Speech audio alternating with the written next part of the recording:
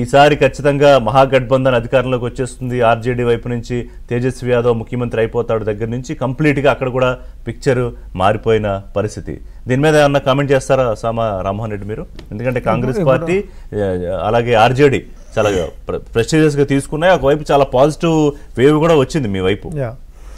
అంటే రిషి గారు ఇప్పుడు బీహార్ ప్యాటర్న్ చూస్తే మనకు ఏమర్థం కావాలంటే వాళ్ళు 1,50,000 కోట్ల బడ్జెట్ ప్యాకేజ్ ఇచ్చారు పోయినసారి. ఓకే, ఎన్నికల హామీలు వాళ్ళ మేనిఫెస్టో అనుకోండి ఏదని అనుకోండి, 1,50,000 కోట్ల దాంట్లో వాళ్ళు 15 పైసలు కూడా చేయకపోయినా మరి ఈరోజు రిజల్ట్స్ అనేటటువంటిది ఎవరిది? హామీ ఇచ్చి చేయకపోయినా కూడా ఉన్నటువంటిది ఉంది. కానీ మేము ఇంకా హామీ ఇచ్చి చేస్తున్నప్పటికీ మా యొక్క గ్రాఫ్ అనేది తెలంగాణలో ఖచ్చితంగా పెరిగే ఉంటుంది.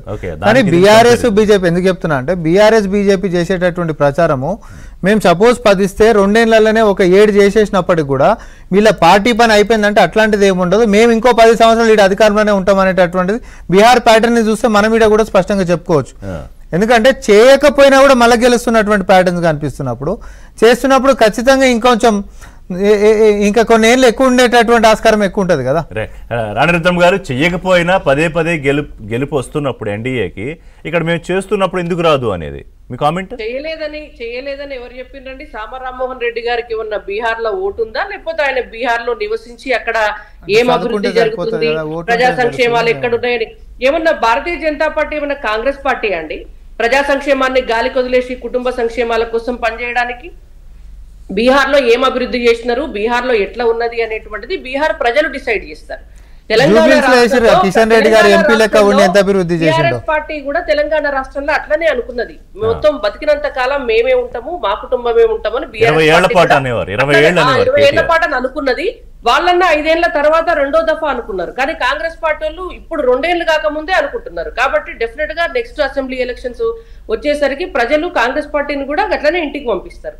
ఇవాళ బై ఎలక్షన్స్ లో ఓట్లు పడ్డాయో పడలేదో మనకి ఇంకా తెలియదు. ఇంకా ఏమంటారు, ఎగ్జిట్ పోల్స్ ని బట్టే మనం అనుకుంటున్నాం. ఒకవేళ బై ఎలక్షన్స్ లో గనక వాళ్ళు ఒకవేళ గెలిచినా కూడా ఇదే రెఫరెండం అని వాళ్ళు భావిస్తే డెఫినెట్ గా ప్రజలు వాళ్ళకి సమాధానం చెప్తారు. నేను ఇనీషియల్ గానే ఒక మాట చెప్పినాను, నిజంగా అజారుద్దీన్ గారికి మంత్రి మనము యాక్సెప్ట్ చేస్తాం, బాగుంది కావచ్చు అని యాక్సెప్ట్ చేస్తాం. వాళ్ళ వల్ల కాలేదు, వాళ్ళ వల్ల కాకనే ఈ కొత్త ప్రతిపాదన సరే ఎన్నికల్లో ఎవరు ఏ వ్యూహం అవలంబించినారు అనేటువంటిది అది వాళ్ళ పార్టీ ఎజెండా, వాళ్ళ పార్టీ మేనిఫెస్టో. మేము వాళ్ళు అనుసరించినటువంటి వ్యూహాలను మేము తప్పు పట్టట్లేదు.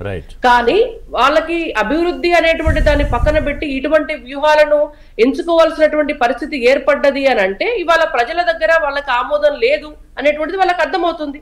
వాళ్ళకు వచ్చినటువంటి సర్వే రిపోర్ట్లలోనే కాంగ్రెస్ గెలిచే పరిస్థితి లేదు అనేది అర్థమై ఇవాళ ఇట్లాంటి వ్యూహాలు బండాల్సినటువంటి పరిస్థితి ఏర్పడ్డది. ఇవాళ కాంగ్రెస్ పార్టీ ఎన్ని హామీలు ఇచ్చినారండి, ఎన్ని హామీలు ఇచ్చినారు? ఇవాళ వాళ్ళ ప్రచారంలోకి పోతే వాళ్ళ మంత్రులను మహిళలు నిలబెట్టి అడిగినారు, మాకు ఇస్తా అన్నటువంటి 2,500 నెలకు 2,500 రూపాయలు ఇవ్వి అని.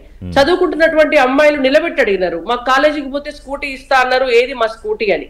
వాళ్ళు నిరుద్యోగ భృతి ఇస్తామన్నటువంటి బంగారం, తులం బంగారం ఎక్కడా అని అడిగినారు. ఇవాళ పెన్షన్లు 4,000 రూపాయలు ఇస్తామన్నటువంటి మీరు ఈ రోజు వరకు కూడా పెన్షన్ ఇవ్వలేదు అని కూడా అడిగినారు, నిలబెట్టి ప్రజలు అడిగినారు కదా.